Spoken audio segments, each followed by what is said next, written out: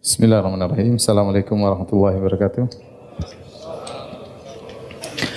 Alhamdulillahi ala ihsanih wa syukru lahu ala taufiqihi wa amtinanih. Wa asyhadu an la ilaha illallah wahdahu la syarika lahu ta'ziman li sya'nih. Wa asyhadu anna Muhammadan abduhu wa rasuluhu da'ila ridwanih. Allahumma salli alaihi wa ala alihi wa ashabihi wa ikhwanih. Hadirin hadirat yang dirahmati oleh Allah Subhanahu wa taala.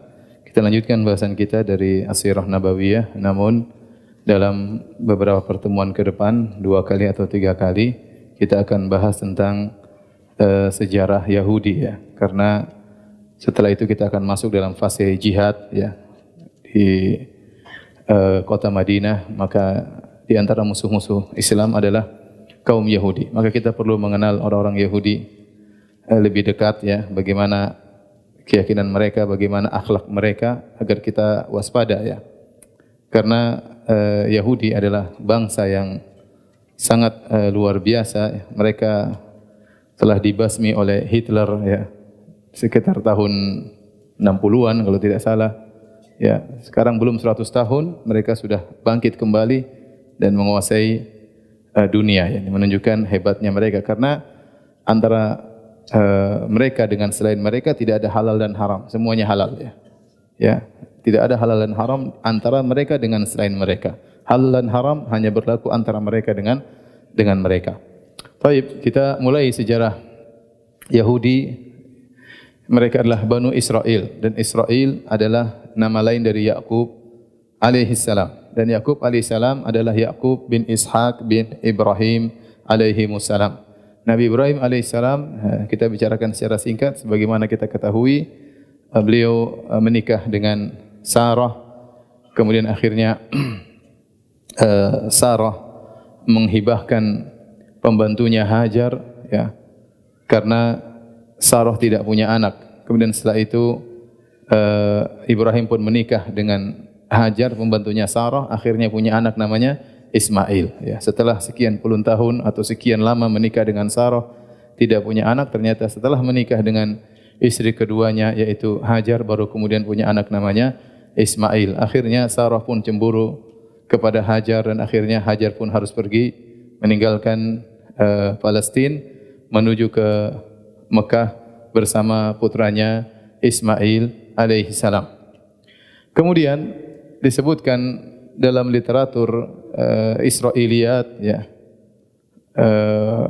bahwasanya 14 tahun kemudian, dan ini dinukil oleh Al-Hafidz Ibnu Katsir rahimahullahu taala dalam kitabnya Qasasul Anbiya, bahwasanya 14 tahun setelah lahirnya Ismail, kemudian Sarah pun mengandung dan melahirkan Ishak.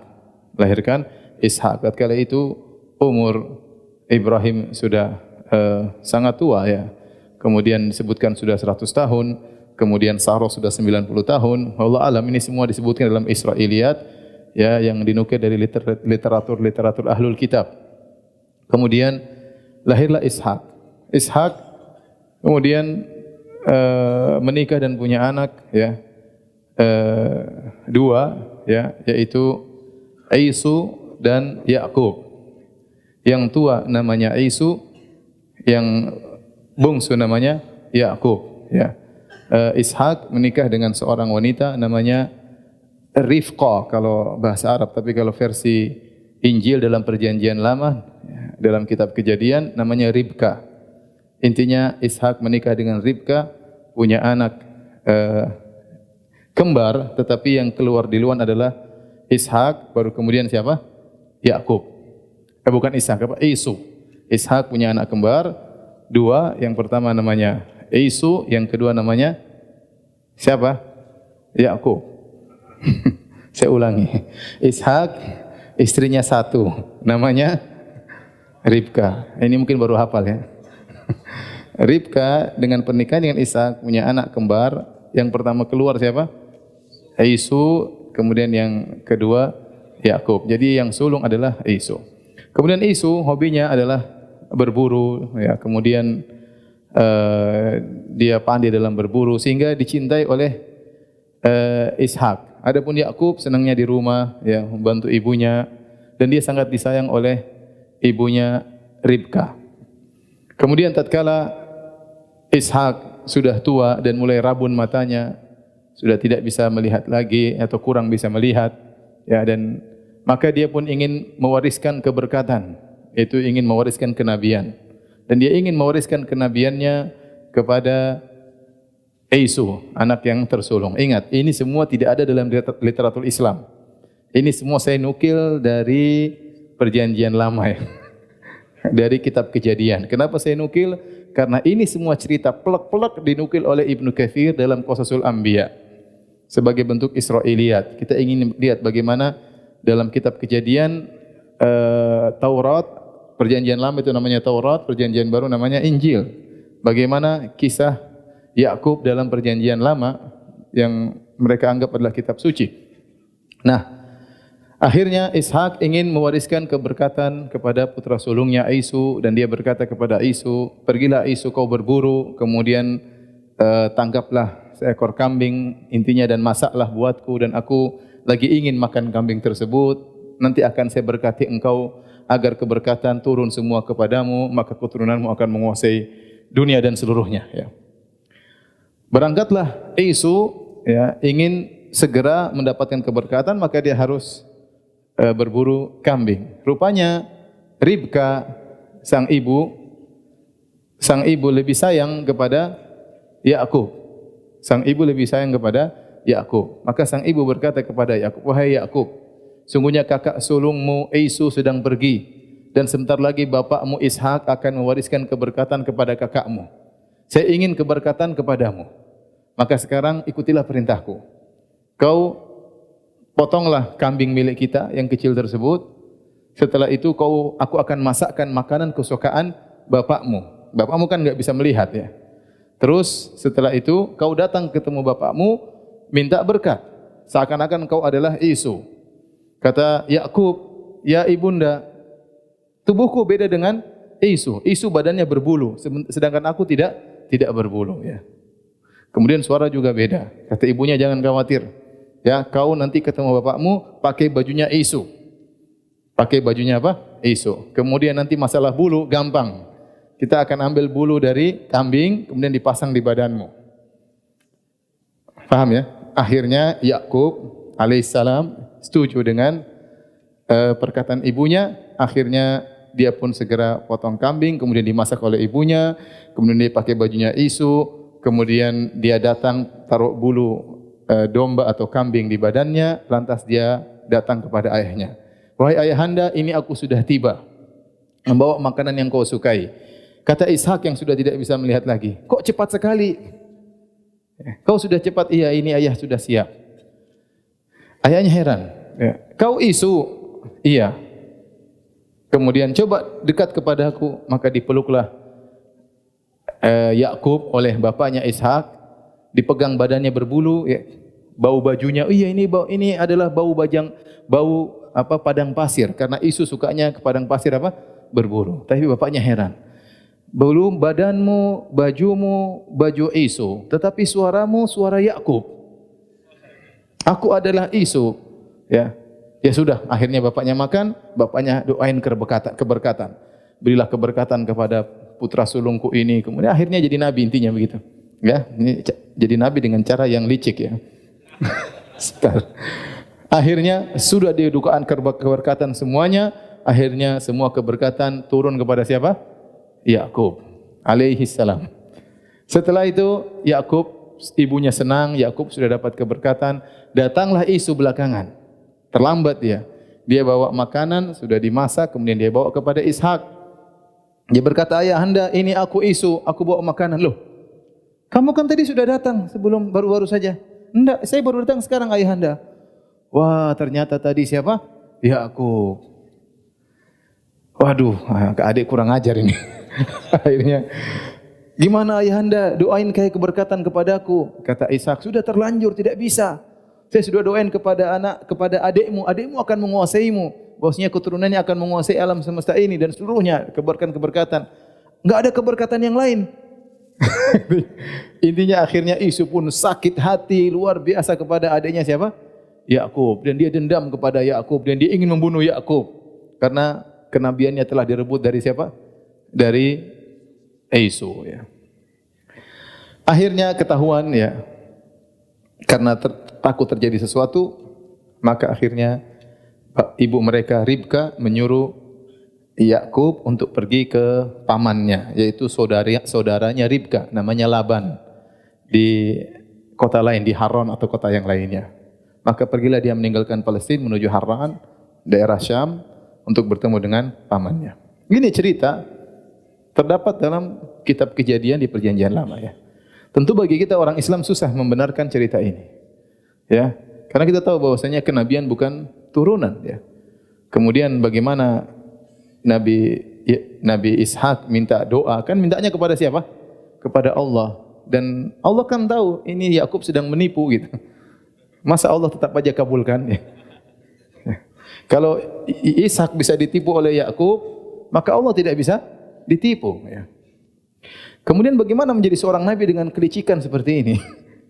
Ya, dia merebut kenabian dari kakaknya dengan kebohongan dan kelicikan dan yang lainnya. Tentu ini tidak mungkin para anbiya seperti ini. Oleh karena kalau kita baca sejarah para nabi dalam literatur Perjanjian Lama, dalam kitab-kitab Kejadian, isinya penuh dengan kekacauan, ya. Iya, penuh kekacauan. Di antaranya Yakub menipu siapa? Esau, dan menipu bapaknya Nabi Ishak. Bayangkan, nabi tipu nabi.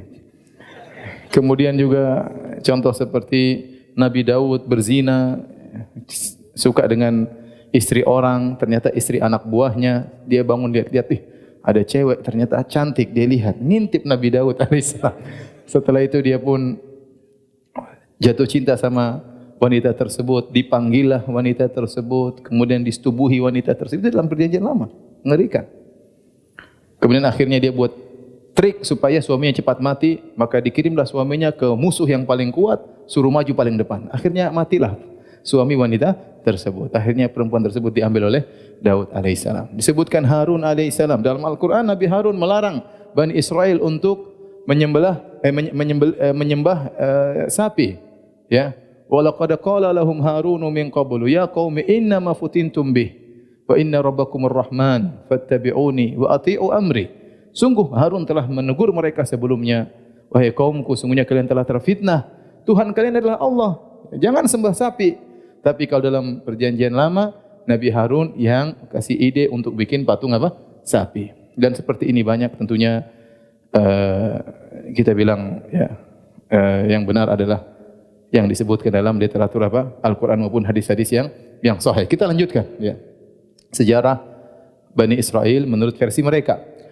Setelah itu Yakub pergi ke Haran, kemudian dia bertemu dengan pamannya namanya Laban, ya. Kemudian akhirnya Laban, dia ketemu, ternyata Laban ini punya dua putri. Yang pertama paling sulung namanya Lia, yang kedua namanya Rahil. Lia ini orangnya kurus, penampilannya enggak cantik, ya. Sementara Rahil wanita yang cantik, menarik hati Yakub alaihissalam. Akhirnya Nabi Yakub ingin menikah dengan Rahil. Kemudian Laban berkata, pamannya berkata, wahai Yakub, kalau kau ingin menikah dengan putriku, kau harus kerja di sini menggembala 7 tahun. Saya setuju. Maharnya kerja 7 tahun. Setelah selesai dia bekerja hampir 7 tahun, mau selesai, waktunya selesai, maka dibuatlah pesta besar-besaran pernikahan Yakub. Maka orang datang. Begitu malam pengantin, ternyata yang disodorkan adalah Lia. Waduh, sudah terlanjur. Kadung undangan tersebar. Akhirnya ini semua pembohong ini kasusnya. Akhirnya Yakub menikah dengan siapa? Lia. Raqma'an fihi, terpaksa mau tidak mau dia nikah dengan siapa? Lia. Terus dia marah sama pamannya. Wahai paman, kita kan dulu perjanjian buat Rahil, kenapa kau kasih Lia? Kata pamannya, enggak mungkin adat kita, masa adik nikah dulu baru apa? Kakak. Ya kakaknya dulu deh. Kalau kau mau sama adiknya, kerja lagi 7 tahun. Iya, siap. Akhirnya Yakub kerja lagi 7 tahun. Ini dalam Perjanjian Lama, ya. Nanti Anda bisa cek kitab Kejadian. Akhirnya Yakub kerja lagi apa? 7 tahun. Setelah 7 tahun baru kemudian dia nikah dengan Rahil. Dan dalam syariat mereka menurut Perjanjian Lama boleh menikah dengan kakak beradik, ya. Jadi istri pertama Lia, istri kedua siapa? Rahil. Dalam pernikahan tersebut, ya, akhirnya Allah menutup kekurangannya Lia yang mungkin buruk rupa dan kurus, akhirnya punya anak. beberapa anak ya. Dari yang tua namanya Rebon atau siapa, nanti akan sebutkan nama-namanya. Saya tidak hafal nama-namanya, agak susah ya. Intinya Lia punya beberapa anak laki-laki, akhirnya Rohil cemburu. Rohil ternyata mandul, nggak bisa punya anak. Sudah lama nikah nggak punya anak. Akhirnya Rohil punya budak wanita jariyah, namanya Hibla atau ya Hibla ya Hilba. Adapun Lia punya budak perempuan namanya Zilfa. Ya, kalau kita Zulfa, mereka bilang apa? Zilfa. Ya. Akhirnya karena Rohil tidak bisa punya anak, maka dia hadiahkan budaknya kepada Yakub. Akhirnya Yakub nikahi, punya anak dari budaknya, dari Hilba tersebut punya anak. Ya. Kemudian akhirnya Lia cemburu, dia kasih lagi budaknya, Zilfa. Akhirnya nikah lagi, punya anak lagi. Berarti Yakub ini punya anak dari 4 orang wanita. Ya, paham? Antum dari berapa? 1 ya. Yakub dari 4. Ya. Pertama siapa? Lia, kemudian Rohil, kemudian Hilba, kemudian Zilfa. Rohil belakangan. Ternyata kemudian dia punya anak namanya Yusuf. Kemudian lama-lama akhirnya punya anak lagi namanya Binyamin. Ya. Jadi saya akan sebutkan nama-nama 12 anak lelaki Yakub dari 4 wanita yang dia gauli atau dia nikahi ya. Catat ya, anak-anak Lia namanya Ruben, nomor 1. Kemudian Simeon, yang kedua. Kemudian Lewi, ketiga. Kemudian Yehuda atau Yahuda, itu asal nama Yahudi. Sebagian orang berpendapat dari anak yang ketiga inilah atau keempat Yahuda inilah asal muasal nama Yahuda. Yehude kalau dalam kitab Injil disebut Yehuda. Kemudian Isakhar. Keberapa itu? Keempat ya. Kelima. Kemudian Zebulon. Keberapa? Keenam. Anak-anak Rahil adalah Yusuf dan Binyamin. Berapa itu? Anak-anak Bilha, budak perempuan Rahil adalah Dan serta Naftali. Namanya kalau di itu Dana, tapi di sini dan Naftali. Dan serta Naftali. Berapa dan berapa? 10 ya? Ya. 10. Kemudian dari Zilfa atau Zulfa, budak perempuannya Lea adalah Gad dan Asher. Berapa? 12. Sudah hafal? Coba. Ribon, siapa? Samun, kemudian Reblun, kemudian intinya itulah. Inilah 12 orang putra-putranya Yakub yang semua Bani Israel Yahudi kembali kepada 12 orang ini.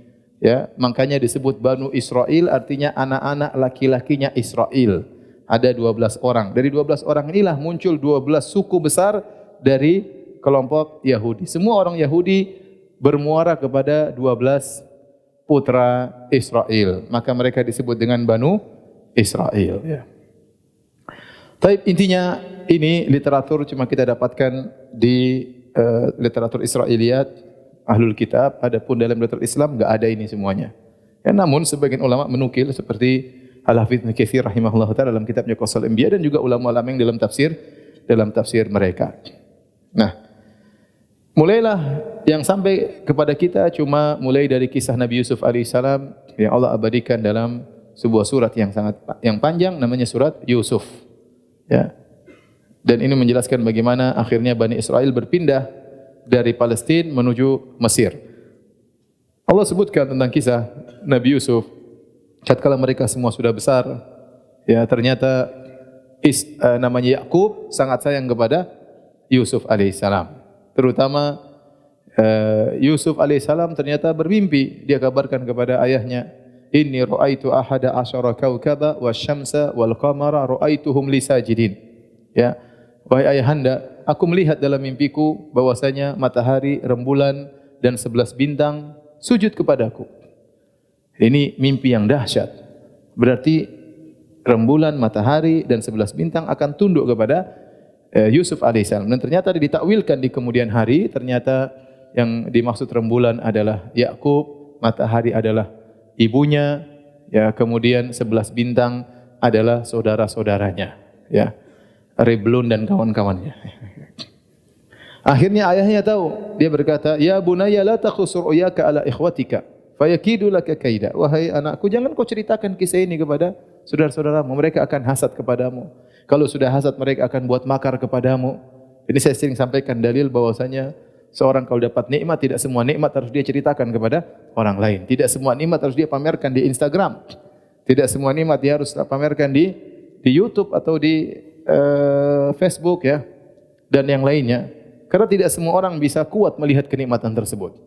Betapa banyak wanita memamerkan suaminya, sementara wanita-wanita lain mungkin suaminya tidak sayang seperti suami dia tersebut.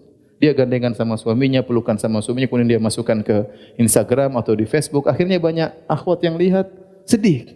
Kenapa? Karena tidak pernah dipeluk oleh suami. Akhirnya lama-lama tertarik. Boleh juga suami akhwat itu, kita boleh daftar. Ya.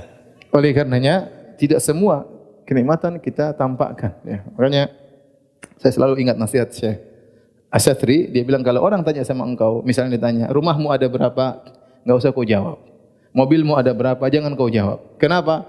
Kalau kau jujur, kau katakan rumahmu banyak, dia akan hasad. Kalau kau bilang rumahmu masih kontrak, dia akan menghina. Mending enggak usah jawab. Bilang aja dengan global, alhamdulillah. Allah sudah beri kenikmatan kepada saya. Alhamdulillah saya punya tempat tinggal. Enggak usah dijelaskan secara terperinci. Nah, sebagian orang pamer, saya punya ini, saya punya ini, saya punya ini. Akhirnya orang jadi hasad dan dengki. Jangankan kepada orang jauh, kepada orang dekat saja. Ya, masalah. Yusuf tidak boleh cerita kepada saudara-saudara kandungnya. Ya. Kata para ulama, Allah surat Yusuf ini surat Makkiyah, turun di Mekah. Allah ingin memberi tasliyah, yaitu hiburan kepada Nabi Muhammad SAW. Bahwasanya engkau wahai Muhammad, engkau dimusuhi oleh kaum Quraisy yang itu sukumu sendiri. Kau dimusuhi oleh pamanmu. Maka sudah dahulu sebelum engkau, Yusuf dimusuhi oleh apa? Saudara-saudaranya, kakak-kakaknya. Yang harusnya kakak-kakaknya bela dia malah memusuhi dia. Akhirnya kemudian meskipun Yusuf tidak cerita, namun akhirnya saudara-saudaranya Yahuda, Riblon, Samun ya, Lewi dan lain-lainnya pada cemburu kepada Yusuf. Akhirnya mereka bermusyawarah. Ya. Mereka berkata, la Yusuf wa akhuhu ahabbu ila abina minna wa nahnu usbah. Inna abana la fi dhalalim mubin. Sungguh Yusuf dan saudaranya si Binyamin sangat disayang oleh bapak kita, Yakub alaihissalam. Sungguhnya bapak kita dalam kesesatan yang nyata. Padahal bapaknya Nabi. Padahal bapaknya apa? Nabi. Akhirnya mereka saking cemburu, hasad, mereka berkata, uqtulu Yusuf. Kita bunuh saja si Yusuf. Atau pilihan kedua, awitrahuhu arda yakhlu lakum wajhu abikum. Kalau enggak dibunuh, kita buang ke tempat yang jauh sehingga bapak kita enggak pernah lihat dia. Ya. Kalau sudah bapak kita enggak pernah lihat dia, akhirnya bapak kita akan lihat kita. Dan bapak kita akan konsen sayang kepada kita. Wa takunu min ba'dihi qauman salihin. Sayang kita bunuh dia atau kita buang dia, setelah itu kita bertobat jadi orang-orang soleh lagi. Ya, ini apa trik yang bagus. Maksiat sekali aja kita bunuh, setelah itu kita bertobat. Dan itulah terkadang orang soleh terjerumus dalam kemaksiatan. Dia bilang Allah Maha Pengampun. Sekali ini aja sudah, habis ini enggak lagi. Allah Maha Pengampun. Habis itu tinggal umroh haji, selesai urusan. Dan ini bahaya ya. Akhirnya qala qailun minhum la taqtulu Yusuf. Di antara mereka yang bermusyawarah itu 10 orang bersaudara, mungkin Binyamin enggak ikut karena Binyamin satu ibu dengan siapa? Yusuf. Binyamin sama Yusuf ibunya siapa? Siapa tadi? Rahil. Masya Allah, sudah hafal ya. Masya Allah. Akhirnya satu orang di antara mereka berkata, jangan bunuh Yusuf. Ya. Lemparkan saja dalam apa? Sumur. Yaltaqitu ba'dhu sayyarah. In kuntum fa'ilin. Kalau kalian benar-benar ingin agar tujuan kita tercapai, orang tua kita Yakub konsen sama kita, sudah jangan dibunuh. Itu adik kita, sudah lempar aja dalam sumur. Akhirnya mereka buat rencana. Mereka bilang, wahai bapak kami, ya, biarkanlah Yusuf pergi bersama kami, ya. Biar dia jalan-jalan di rumah terus enggak enak, jalan-jalan, ya. Yarta' wa yal'ab, ya. Biar dia jalan-jalan, ya. Kita bawa dia ke padang rumput, ya. Bapaknya mengatakan, inni la yahzununi an tadhhabu bih wa akhafu an ya'kulahu dhi'bu wa antum anhu ghafilun. Sungguh aku ya takut, ya. Tidak suka kalau kalian bawa Yusuf pergi dariku. Nanti khawatir di sana dia dimakan oleh serigala. Mereka berkata, qalu la in akalahu dhi'bu wa nahnu usbah inna idzal la khasirun. Kita ini sekelompok orang, 10 orang. Kalau Yusuf ternyata masih dimakan oleh serigala, kita ini siapa? Sungguh kita kaum merugi. Masa kita 10 orang enggak bisa lawan serigala 1 ekor? Akhirnya bapaknya setuju, ya. Bapaknya setuju. Ini menunjukkan bagaimana Yakub sangat sayang kepada siapa? Yusuf alaihissalam. Akhirnya mereka pun pergi membawa Yusuf. Kata mereka, sungguh kami akan menginginkan kebaikan bagi adik kami. Mereka bawa wa ajma'u ayyaj'alu fi ghayabatil jubbi. Kemudian mereka lemparkan Yusuf dalam sumur. Wa auhayna ilaihi latunabbi'annahum bi amrihim hadza wa hum la yash'urun. Waktu Nabi Yusuf dilemparkan masih kecil, dilemparkan dalam sumur, maka Allah langsung mewahyukan kepada Nabi Yusuf, suatu hari kau akan mengabarkan kepada mereka tentang kejadian yang mereka lakukan ini sementara mereka tidak sadar. Ada waktunya nanti. Ya. Artinya Allah beri kabar gembira, kau akan selamat dan suatu hari kau akan mengabarkan hal ini kembali kepada kakak-kakakmu. Akhirnya sudah lempar dalam sumur. Wa ja'at sayyaratun fa arsalu waridahum fa adla dalwah. Tiba-tiba ada orang musafir lewat. Kemudian mengambil air di sumur, kasih masuk timba, tahu-tahu timbanya ditahan oleh apa? Yusuf. Pas diangkat, qalu ya busyra hadza gulam. Ada budak lepas di sini. Ya, mumpung kita bisa jadikan apa? Budak. Kita bawa pergi jadi pekerja, ya. Bukannya kasihan ini nak siapa, enggak. Ada budak ini jadi pekerja baru. Tatkala mereka mau ngambil Yusuf, kakak-kakaknya datang. Itu budak kami yang lepas. Kalau mau beli. Fasyarahu bi thamanin bakhsin darahima ma'dudah.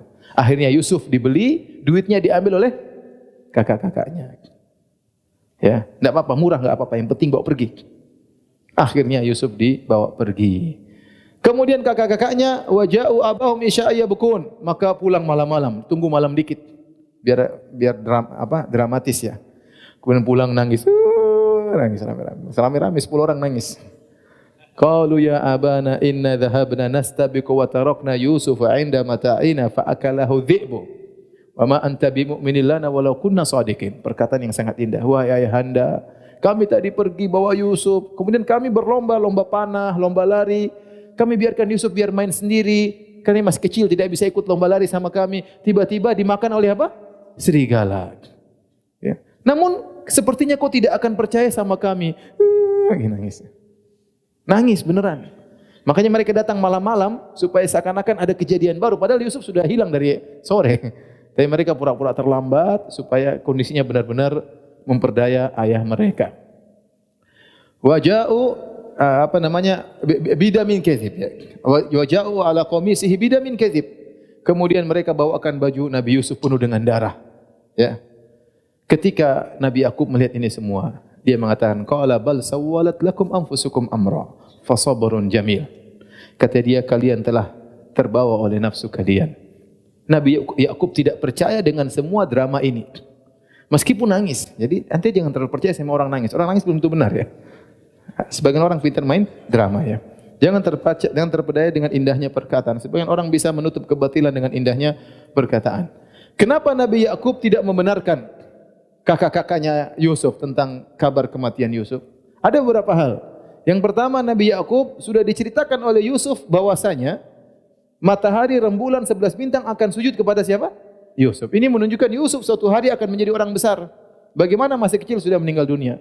Ini di antara dalilnya Nabi Yakub mendustakan perkataan mereka.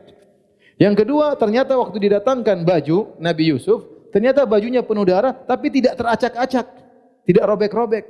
Apa ada serigala baik makan sambil tidak mengacak-acak Nabi Yusuf? Harusnya kan bekas garukan, bekas cakaran.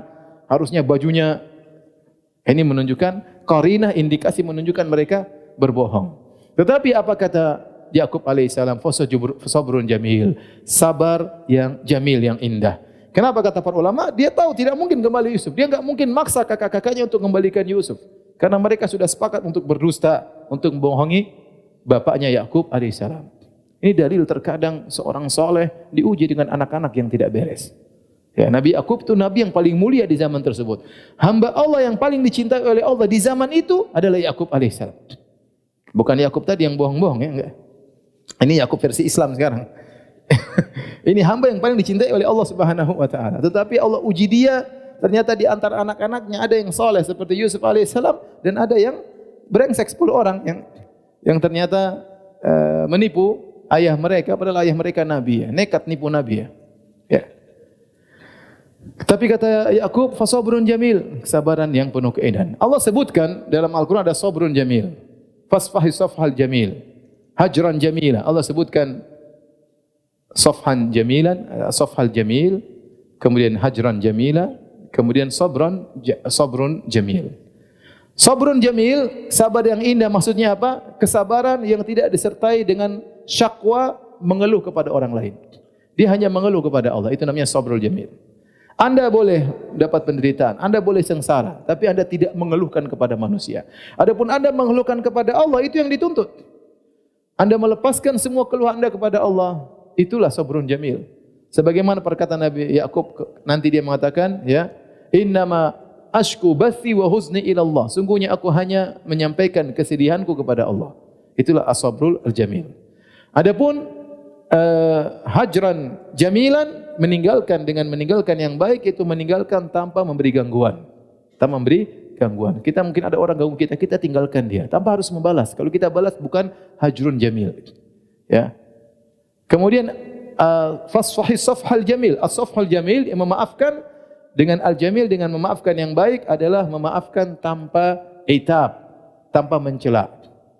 Tidak mengatakan ente memang kurang ajar, ente brengsek, tapi saya maafkan. Itu bukan as-safhul jamil. As-safhul jamil, ya saya maafkan. Selesai. Tidak komentar, tidak mencela, nasihat boleh, tapi tidak mencela. Ya. Itu namanya as-safhul jamil. Kalau seorang bisa berhias dengan 3 akhlak mulia ini, as-sabrul jamil, as-safhul jamil, sama al-hajrul al-jamil. Taib, al-kisah akhirnya Nabi Yusuf alaihissalam dijual di Mesir, dibeli oleh Menteri Keuangan Mesir namanya Aziz, dan dia punya seorang wanita yang cantik jelita, konon namanya Zulekha. Dalam literatur Islam tidak disebutkan namanya Zulekha, tapi dalam Israiliyat namanya apa? Zulekha ya. Kalau kita jadi Zulekha. Kalau versi mereka mungkin Julia, mungkin ya. Allah alam, saya enggak tahu ya. Intinya Zulekha ini akhirnya Yusuf dirawat oleh mereka di keluarga tersebut, keluarga kaya raya.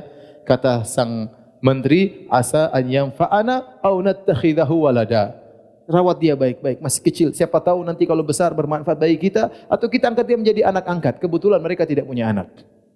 Akhirnya Yusuf alaihissalam tumbuh berkembang di rumah tersebut. Tiba-tiba dia menjadi orang yang lain sendiri, gagah, ganteng, ya, beda dengan orang-orang setempat. Orang setempat di Mesir suku Akbat, suku Kipti. Ya, Yusuf dari Bani Israel. Maka tumbuhlah dia menjadi seorang laki yang sangat ganteng, ya, sangat gagah luar biasa. Akhirnya si Zulekha ini tertarik sama Yusuf. Mulailah kemudian dia merayu Yusuf yang Allah sebutkan dalam Al-Quran.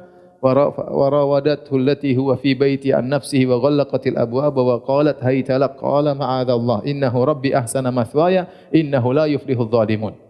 Akhirnya suatu hari Zulekha kemudian menjebak Yusuf dalam kamar. Semua pintu sudah dikunci, pintu 1, pintu 2, pintu 3, semua pintu dikunci. Ya. Jadi kayaknya kamarnya paling dalam, semua sudah dikunci. Setelah itu dia berhias badannya dengan indah. Kemudian dia berkata, hai talak, wahai Yusuf, kemarilah. Ya. Ya. Kata Allah Subhanahu Wa Taala, Yusuf berkata, qala ma'adzallah, aku berlindung kepada Allah. Innahu Rabbi ahsana mathwaya. Sungguh Tuanku, suamimu sangat baik kepadaku. Bagaimana saya mau mengkhianati dia? Atau sungguhnya Allah Subhanahu Wa Taala sangat baik kepadaku. Betapa banyak rezeki, betapa banyak anugerah yang Allah berikan kepadaku. Bagaimana saya bermaksiat kepada Rabbul Alamin? Ya, di antara cara agar kita tidak bermaksiat, kita ingat Allah terlalu baik sama kita. Allah terlalu baik sama kita. Kalau kita punya bos baik sama kita, enggak mungkin kita berkhianat. Apalagi Allah yang berikan segalanya kepada kita. Ya. Kemudian kata Allah Subhanahu Wa Taala, walaqad hammat bih wa hamma biha. Sang wanita sudah kebelet, ya, pingin sekali sama Yusuf. Sudah terkunci pintu, sudah enggak ada yang lihat. Wa hamma biha, Yusuf juga tuh tergerak. Yusuf masih muda ya, tergerak lihat kecantikan wanita ini. Laula an ra'a burhana rabbih, kalau bukan Yusuf diberi petunjuk oleh Allah Subhanahu Wa Taala, sungguh dia akan terjerumus. Ya, kemudian wastabaqal baba, Nabi Yusuf pun segera lari menuju pintu untuk kabur. Sang perempuan juga lari untuk menangkap Yusuf. Sama-sama berlomba. Satu berlomba pada ketaatan, satu berlomba pada kemaksiatan. Satu berlomba ingin selamat dari zina, satu berlomba untuk melakukan apa? zina. Wa qaddat qamisahu min duburin. Kemudian sang wanita narik baju Yusuf dari belakang. Fa alfaya sayyidaha ladal bab. Tiba-tiba buka pintu, ternyata suaminya sudah di situ. Suaminya juga punya pintu seref. Kunci apa? Kunci seref. Teng teng teng teng teng, tiba di situ. Subhanallah. Inilah kehebatan siapa? Yusuf alaihissalam ya, digoda dengan ujian yang luar biasa sampai Ibnu Qayyim menyebutkan 10 ujian yang dihadapi oleh Nabi Yusuf alaihissalam yang sudah saya sampaikan dalam pengajian-pengajian saya yang lain. Intinya ini ujian yang sangat hebat. Ujian paling besar bagi laki adalah ujian apa? Perempuan, ujian wanita. Ya, mungkin seorang digoda dengan harta, dengan jabatan dia tidak tergoda, tapi digoda dengan wanita cantik maka dia tidak berkutik. Begitu ketemu sang suami, maka akhirnya Zulaikha pintar ngomong. Dia mengatakan, ya, apa yang kau lakukan ya kepada orang yang hendak melakukan keburukan kepada istrimu?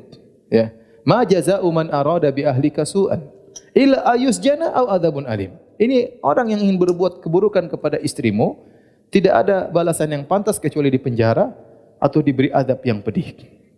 Dan inilah hebatnya Zulaikha. Dia pintar ya. Biasanya perempuan kalau sudah kejebak itu bingung ngomongnya. Ya, tetapi ternyata dia sudah kejebak, dia bisa langsung balikan fakta. Ini Yusuf kejar-kejar saya. Langsung bilang sama suaminya, ya. Ya, kebanyakan orang bingung kalau sudah apa? Ketangkap basah ya.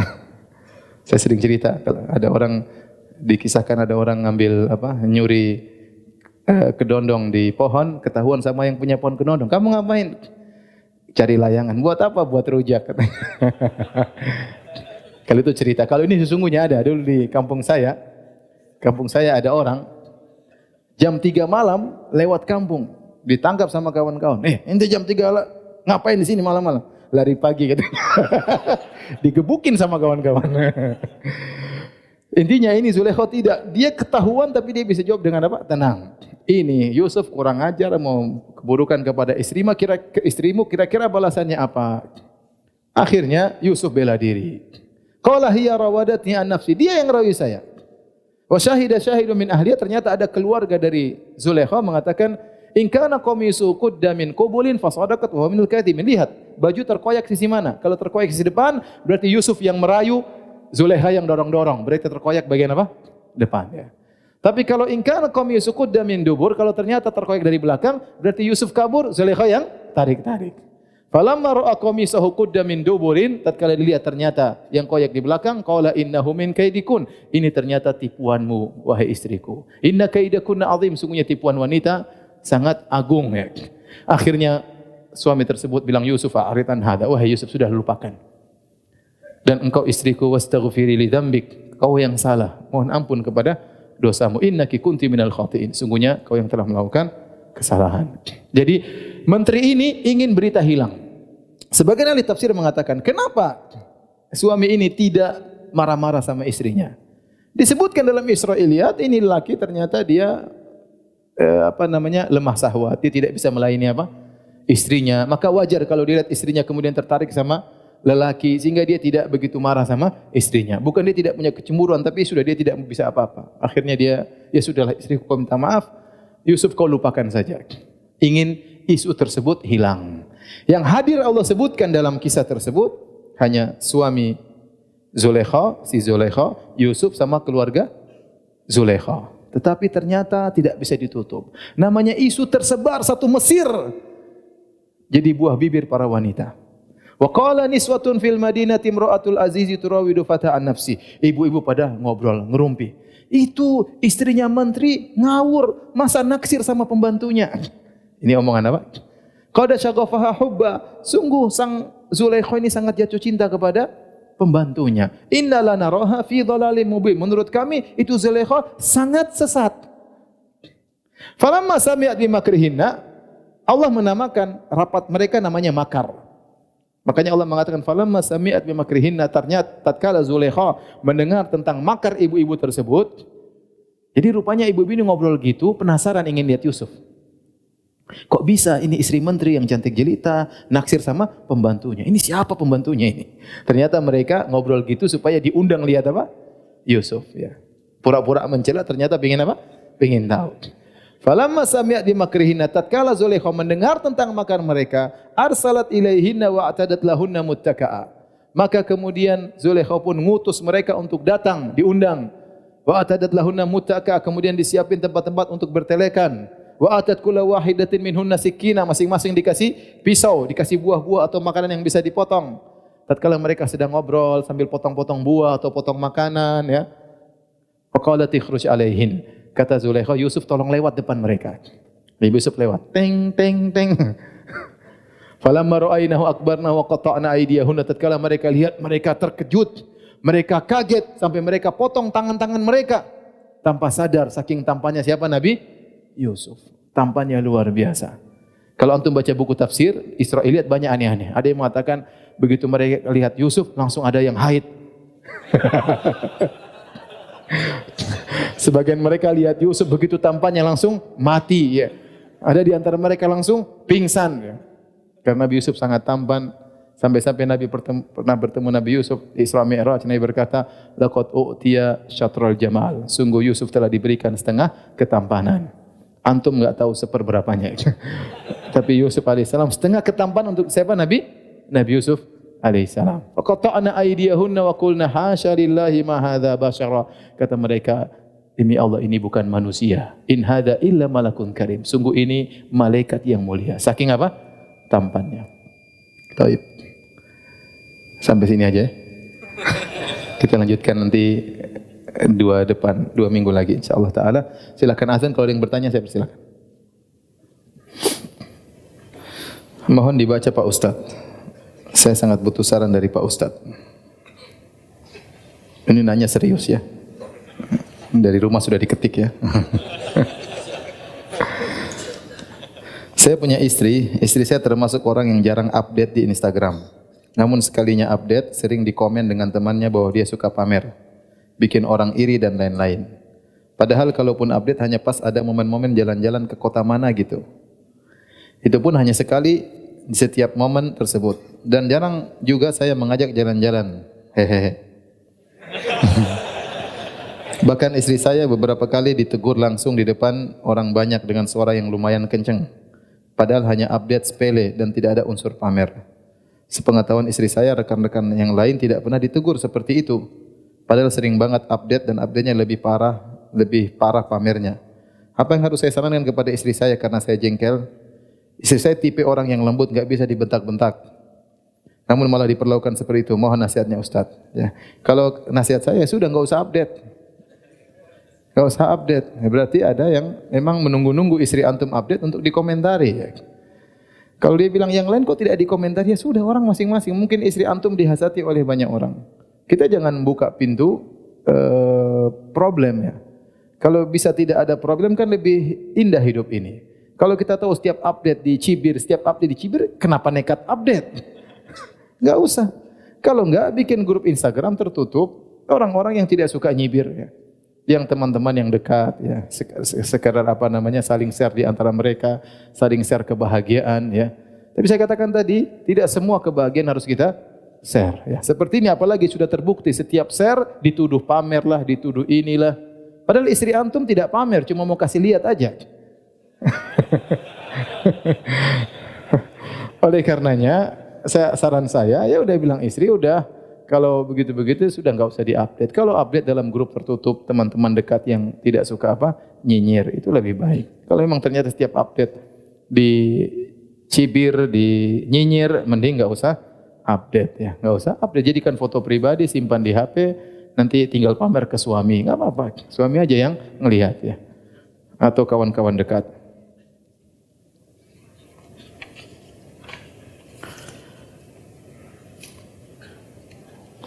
Apa hukum membonceng wanita tua yang bukan mahram? Saya seorang pemuda 16 tahun.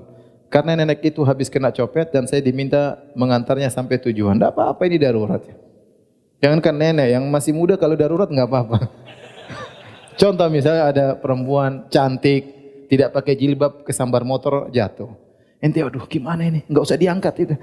Tunggu mati dulu. Ya ente angkat saja. Astagfirullah. Bawa ke rumah sakit. Itu darurat ya akhi. Jangan bilang haram, haram ini mah keburu mati. Ini enggak apa-apa, darurat enggak ada masalah ya. Seperti dalam ada misalnya banjir atau apa kita tolong, kita pegang, kita peluk, kayak masalah darurat enggak ada masalah ya. Bukan cuma antum, saya juga pernah begitu masalahnya. Waktu zaman dulu sekitar tahun 2003, 2004 tatkala lempar jamarat masih cuma 2 lantai, lantai dasar, lantai 1. Itu orang banyak meninggal dunia. Ya, bagi terkadang ibu harus kita pegang, harus kita peluk, harus kita tarik, kalau enggak dia mati. Betul, aduh haram keburu mati sudah. Ini darurat yang haram jadi halal ya. Ya, bahwasanya dengan kondisi darurat maka tidak mengapa. Jadi apa yang antum lakukan sudah benar. Terus nenek ini suruh tunggu ojek perempuan yang antar gitu maksudnya. Antum antar aja enggak ada masalah. Apakah boleh 2 kali tawaf dalam satu safar?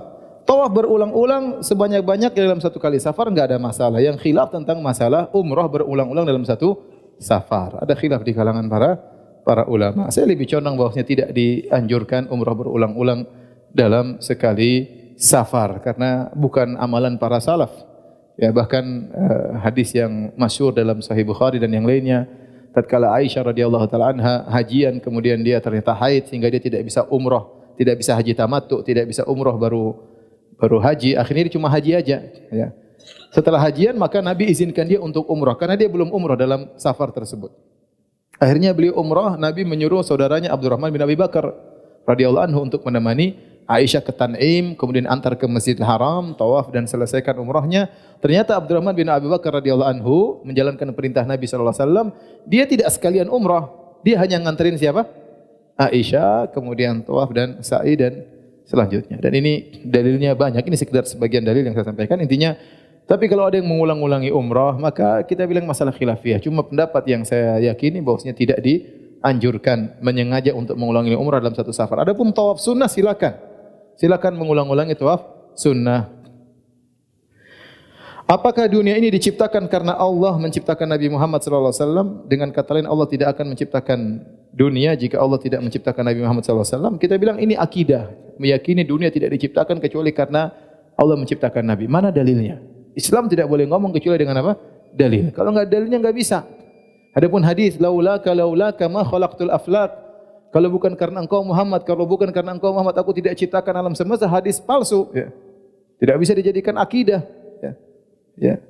Apalagi berdosa atas nama Nabi SAW. Dan ini bertentangan dengan ayat kata Allah, wa ma khalaqtul jinna wal insa illa liya'budun. Aku ciptakan jadi manusia untuk beribadah kepadaku. Tujuannya agar Allah ya memerintahkan makhluknya untuk bertauhid kepada Allah Subhanahu wa taala. Kita mengagungkan Nabi SAW, hamba yang paling dicintai oleh Allah Subhanahu wa taala. Tapi bukan berarti kecintaan kita kepada Nabi akhirnya kita membuat ya akidah-akidah yang tidak diajarkan oleh Rasulullah SAW. Kita berusaha senama Nabi SAW. Ini namanya kita tidak cinta kepada Nabi, tidak menghargai Nabi, sehingga kita membuat akidah yang tidak diajarkan oleh Nabi SAW. Kita melakukan ajaran yang tidak pernah dicontohkan Nabi SAW. Mana kita dikatakan ahlu sunnah, sementara kita tidak mengerjakan sunnah, yang kita kerjakan bid'ah. Ya, kemudian kita jadikan bid'ah itu sebagai barometer benar atau sesat. Aneh. Aneh di zaman ini ada orang melakukan perbuatan yang dia tahu pun ini Nabi tidak melakukannya. Kemudian dia jadikan itu sebagai barometer untuk menentukan orang benar atau salah. Terus dia mengaku dirinya ahlu sunnah. Ya itu sunnah tuh bukan, mana dalilnya? Enggak ada dalilnya. Terus itu apa? Ya ini bid'ah, bid'ah hasanah. Ya sudah. Ahlul bid'ah hasanah. Ya benar. Sunnah jelas, sunnah ada definisinya. Yang datang dari Nabi SAW, baik ajarannya, perkataannya, perbuatannya. Itu anda bela mati-matian, silakan. Anda jadikan itu barometer. Cinta kepada Nabi atau tidak. Sunnah Nabi SAW. Adapun anda buat sesuatu yang baru, kemudian anda jadikan, anda lariskan ke masyarakat, kemudian anda jadikan ini barometer mengukur orang benar atau salah. Dari mana barometer ini? Apakah anda dikatakan mengagungkan Nabi sementara anda seperti ini? Ya, Nabi tidak mengajarkan, terus anda mengatakan ini ajaran Nabi SAW. Tapi demikian saja kajian kita. Kita lanjutkan insyaAllah 2 pekan depan. Subhanakallah bihamdik. Asyhadu an la ilaha illa anta astaghfiruka wa atubu ilaik. Assalamualaikum warahmatullahi wabarakatuh.